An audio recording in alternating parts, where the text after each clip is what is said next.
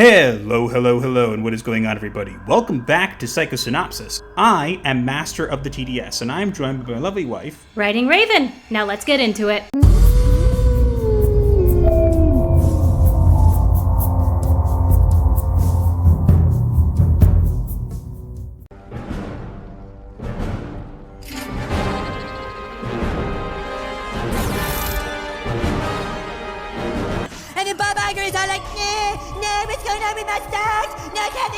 Marvel is facing challenges including legal issues with Jonathan Majors and disappointing reshoots for the Marvels as they contemplate reviving the original Avengers and reimagining the X-Men and Fantastic Four franchises to rejuvenate their brand amid quality concerns. And they will fail. So this is an interesting article, so there's a lot here to cover and we have limited time to cover it. So we're going to kind of get through it, but we might not cover everything. Yeah. Basically, what they're noticing is the dip in quality of the Marvel films and TV shows. And we're also noticing that they have these two big franchises, X-Men, Fantastic Four, they're trying to rejuvenate, and the news coming out of it hasn't been that great. Whether it's true or not, we don't know. Yeah, but it's all just going to keep going downhill because it's a little too late to be reviving your main cast. Yeah, and that's the biggest thing, is that they're planning, what we've heard, rumors that they're planning to revive the main Avengers. Now, I want to clarify. This information came from Variety, and some scoopers, notorious scoopers, have debunked this. But I don't think that's true.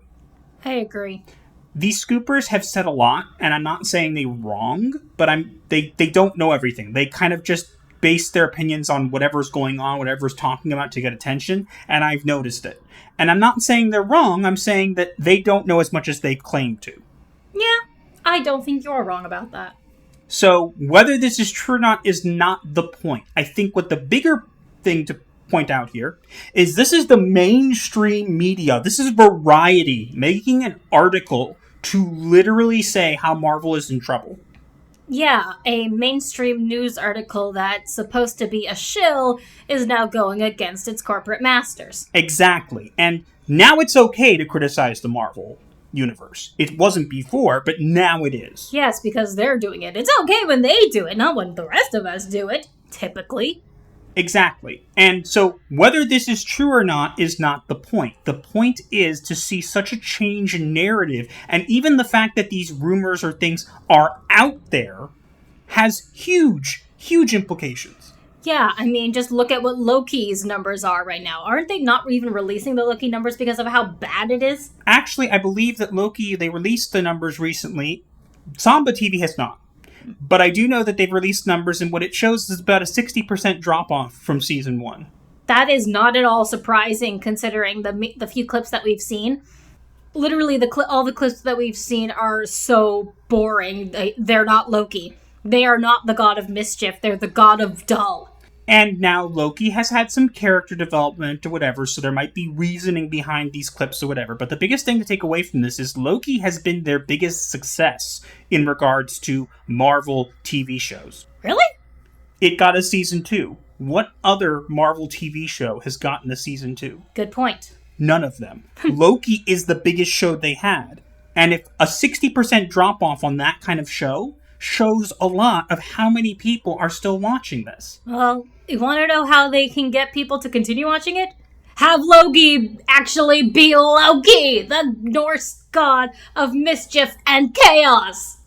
Maybe. But I think at this point, the quality is the biggest problem. And I think one of the things that's going to highlight the future for the MCU is going to be how the Marvels performs in theaters, which it's not tracking well at all. Not at all. And I'm pretty sure that's an understatement at this point. Yes, but the fact that the mainstream media is coming around and there were so many articles coming out and all this kind of stuff, and it came out at such a time where, South Park took shots at Disney and Kathleen Kennedy and all this kind of stuff, the tide is turning. Finally. Whether true or not is not the point. The fact that these rumors are out there at all is big, because Disney doesn't like these kinds of things. Believe me. Oh, yes. They are going to hide from it, try to flip the narrative, sue other people into oblivion like they've always done. Well, I don't know about suing because they might not have the money to do that at this point, especially with the merger with Hulu that they're being forced to go through with. But I think the biggest thing is, as I said, the narrative is changing. What we're going to see is a big change in the MCU. The Marvels is going to lead the pack. It's going to determine the future of the MCU, and I'm here for it. To the bingo!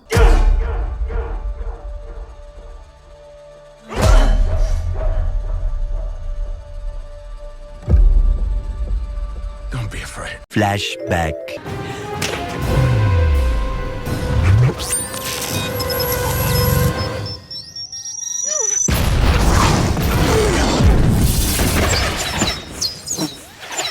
The trailer for Marvel's Echo series reveals several firsts for the company, including a TV MA rating, simultaneous release on Disney Plus and Hulu, and the focus on a Native American and deaf lead character, with director Sidney Freeland emphasizing the importance of representation during production. And with that last part, you know immediately it is dead before arrival. I really need to coin that phrase, dead before arrival. Everyone says dead on arrival.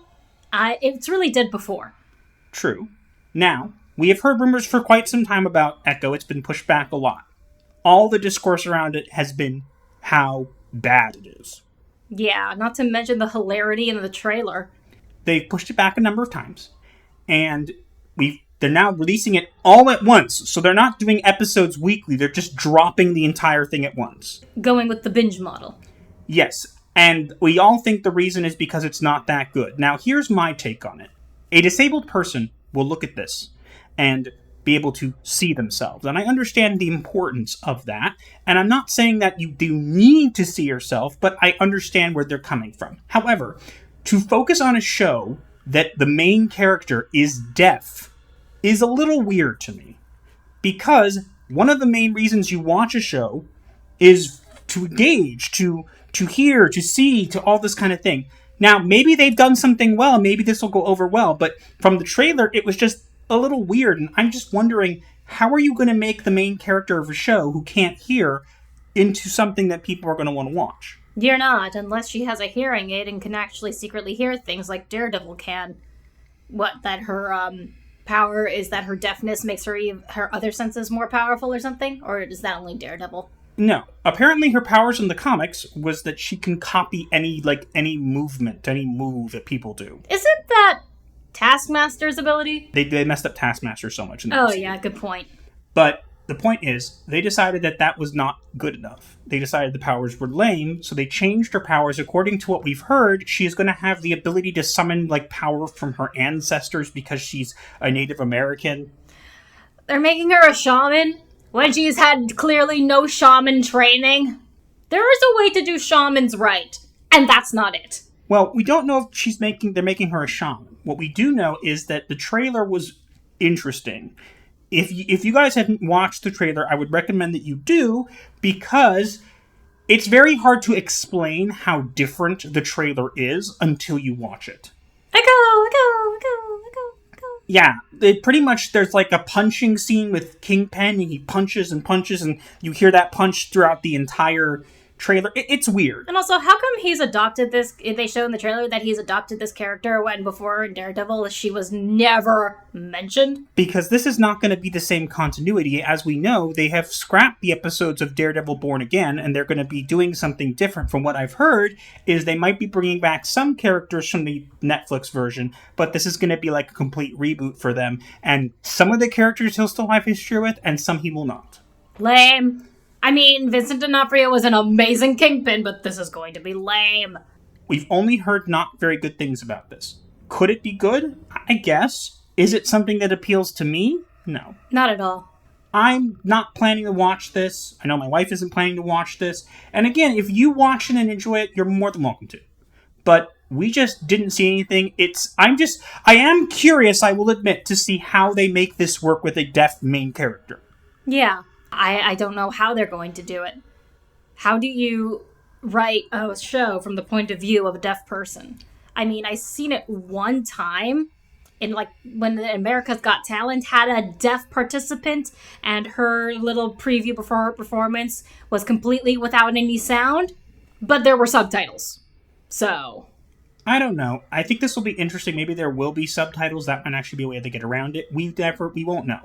But it doesn't excite me And the fact that they're dropping it all at once says a lot for this, I think. Pretty much. I don't have a problem with power. I have a huge problem with abuse of power. Oh, no, finish your tweet. That's fine. Just give us a second. Gina Carano lauded a South Park episode satirizing Disney's Kathleen Kennedy's filmmaking methods, while also implying Kennedy's use of narrative control tactics and discussing the potential use of similar strategies to HBO in handling criticism on Twitter by Disney. Ah, truth bombs. Long story short, Gina came out and basically said, this is the part where KK demands YouTubers get censored off YouTube and all this kind of stuff. Things that we've been saying for quite a while.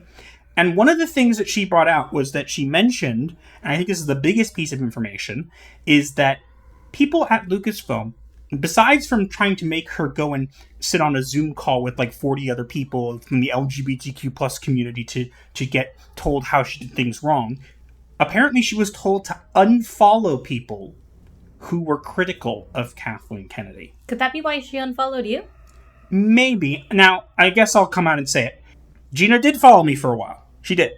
She unfollowed me. I don't think it's because she felt like she had to. I think it was because she actually didn't like something that I had to say, which is fine. I don't hold it against her. But I think it's interesting the things that she's saying, and she's also commented about bots and bots on Twitter and how, because HBO was recently exposed for using bots. In a legal court case.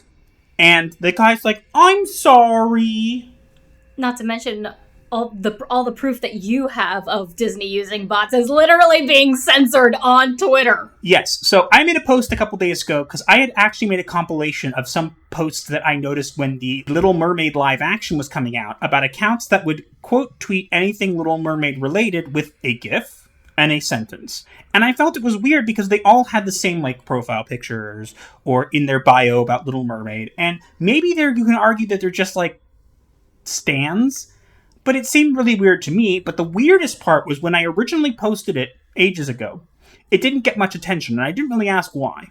Well, the reason it was because apparently it was marked sensitive by Twitter.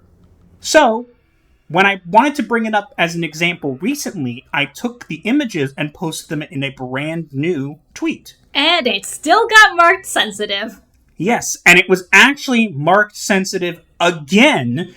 And there's no reason. There's nothing in there. I even go the extra mile to censor out the names of people. So you can't even argue that it's some person that I'm talking about who got upset about it. No, it literally within 10 minutes of me posting it, it was already censored. What more proof do you need that the corporations are trying to control the narrative?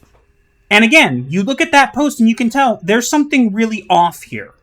Think what you want of Gina and what Gina has said. A lot of people have already spoke about, how what she said was not necessarily something bad and was merely meant to promote conversation and blah, blah, blah. So we won't be going into it that much.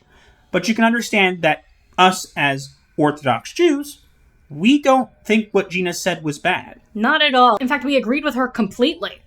And so I think it's very telling when this kind of stuff comes out, especially with Gina kind of unloading both barrels out there. We haven't seen what Disney's going to do in response to this, but I have been told, and this is just what I've heard, mind you, so take it with a grain of salt, I have heard that Kathleen Kennedy is very angry at what happened with South Park. I mean, I would not be surprised. She was the butt of the entire episode, but she has made no statements, she has made no movements, and she's just completely radio silent. So I don't think she's going to be showing her face on the internet for quite a while until she decides that people have forgotten this, which no one is likely to do. Put a chicken in and make her gay! Yeah. So we don't know what Kathleen Kennedy is actually feeling, because again, this is just a rumor. I think that Gina coming out and talking about this and kind of bringing to light a lot of the things that we have been saying for ages lends a lot of credibility to it. Mm-hmm. Of course, the weirdos also had to come out and try and attack Gina for what she had to say. And of course, you being Jewish had to completely put them in their place. Yep, I did. And of course, the person deleted the post. But long story short, I think this is good information, and I look forward to hopefully more statements from Gina in the future. As do I. Jimmy, let's talk about how that story made you feel. And now we move on to the diagnosis of the week. Where we diagnose the week with the mental illness. Because someone has to. So we have an interesting diagnosis for this week. Do tell. So the diagnosis for this week is disaster syndrome. Please explain. Disaster syndrome is a stun shock state common in the impact phase of disasters. You might also become withdrawn, isolated, or disengaged from your usual social activities. Now, you might be asking, how does this relate to some of the topics that we've talked about today? Marvel is collapsing, and everyone is pretending to be shocked when they just had to pay attention to what was going on. Echo is being dropped all at once, so the impact happens all at once, and they don't have to face criticism weekly. And Gina Carano is done being quiet, and her comments are causing a shakeup while Disney and Kathleen Kennedy try to hide from it. And fail. This is what we're seeing in Hollywood right now. We are seeing these people are stunned, acting shocked that all this stuff is finally coming to light. Finally, the mainstream media is taking shots at these people, and everyone's like, what? I can't believe this. And it's like, no, this is disaster syndrome. You're shocked at the impact of disasters, but that's not what's happening here. It's deer in the headlights kind of thing. Exactly. Just because you guys are finally waking up to it doesn't mean that other people haven't already been awake to all of this going on. You should have listened to us. And because you didn't, what? What's happening? You're not fooling anybody with your fake disaster syndrome. How about you come back to reality? And that's why I feel this is a great diagnosis for this week. I agree. That is all we have for this week. Let us know what you think in the comments below, and also make sure to like, share, comment, and subscribe with notifications on so you do not miss your weekly therapy session. Or you will be charged. Gothic Therapy out.